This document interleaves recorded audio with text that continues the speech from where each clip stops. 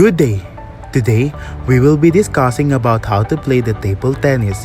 So the materials we needed is the table, the net, the table tennis racket, and the ball. So today, come with us and learn how to play the table tennis. So let's begin. Before we start our tutorial, let's be familiar with the table tennis. Table tennis is commonly called as ping pong. It is a dynamic indoor game played on a table separated by a net. Competitors wield small paddles to volley a lightweight ball across the table. The goal is to earn points by hitting the ball onto the opponent's side in a manner that prevents them from returning it. So let's proceed to our tutorial. The first thing we need to learn is handling the racket, or called as the grip. First up is the pen grip. This grip is just like holding a pen when you are writing. Your thumb and index fingers are in front and the rest are behind to support. This would not be recommended to a newbie player, as the player might just struggle handling the racket. So again, this grip is called pen grip. Second is the shake hand. Just like shake handing with others, you will literally just hold the racket, but you will place your index finger in front for more support and control in your swing. This is the one most used by the player, which is why we can recommend it into a newbie player like us. So again, this grip is called a shake hand. The big grip. It's just like a shake hand grip, but your thumb and index finger overlap for support. This grip is often used by expert players because it is said to be easier to attack and defend with. Again, this grip is big grip. The similar grip, your index finger holds the end of the racket and the other is for support. It is used when doing backhand or forehand strike because it is said that the ball bounces faster if it used. Again, this grip is similar grip. Now we know the different ways to handle the racket. So let's learn some ways and techniques to shoot and defend your ball. First up is the speed drive. It is the easier shot because you will only be moving the ball back to the opponent, but you need to use a little force to bounce it quickly towards the opponent. This shot is tricky because of the speed at which the ball bounces towards the opponent, which is why many people have difficulty defending this shot. Again, this shot is speed drive. Next is the loop drive. This is the opposite of the speed drive. This is also a counter to the speed drive because with this move, the opponent will think that at the bottom of the bounce of the ball, it will not bounce off the table but it will reach further. Spinning the ball is really tricky, so you should always be alert in this game. Again, this shot is called loop drive. The counter drive. This move is like a loop drive, but the bounce is high, which can make a smash back from the opponent, so be alert for what can happen next. Again, this shot is called the counter drive. Flip. This is the chasing of the ball that has passed the table because of the bounce.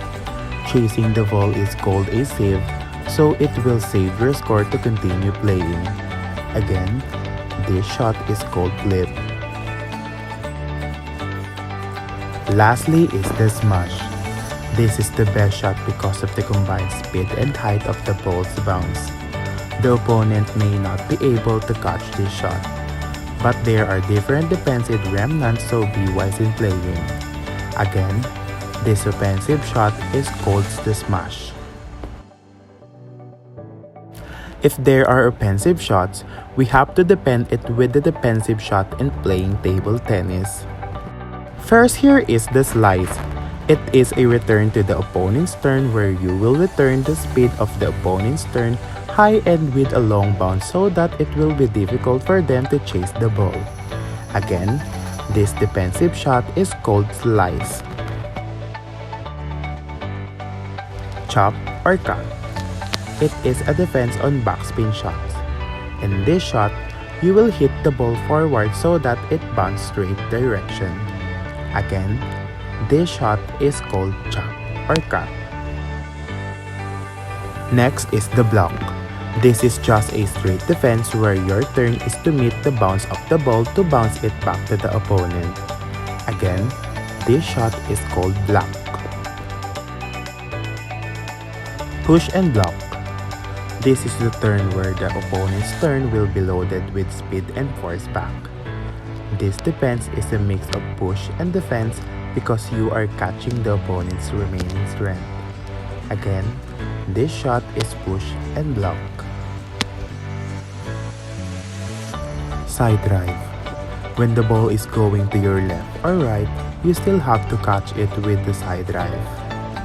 This is also called defensive and offensive shots because you defend the opponent's shot and signal that you want to continue the game. Again, this shot is called side drive. Lob. Lob is hitting down to make the ball bounce high. It is used defensively to make it difficult to chase the height of the ball to the opponent. Again, this shot is called lob. Lastly is the stop. This turn is the return of the opponent's turn again and again until they find an advantage to be able to push well. Again, this shot is called stop.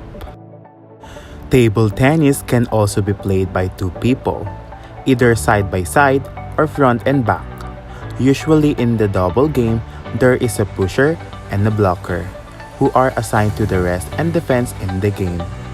Again, this is the double game. Another tips for playing table tennis is you have to be wise and alert when playing it. And most of all, you have to be sport in every sport. Just enjoy playing and don't give in to the tension of the game. Now that we know some of tips and techniques in playing table tennis, let's watch some of our trials in this game. We're sorry if it's not that great like other players, since we are all just newbies in this game.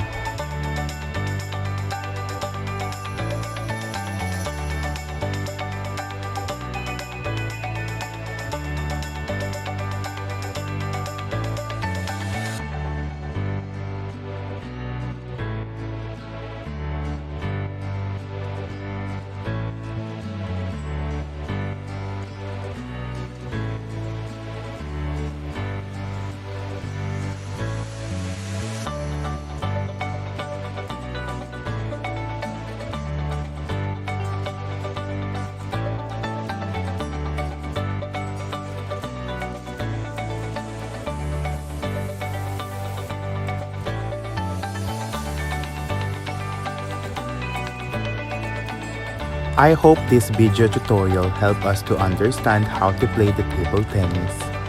Thank you for watching. Goodbye.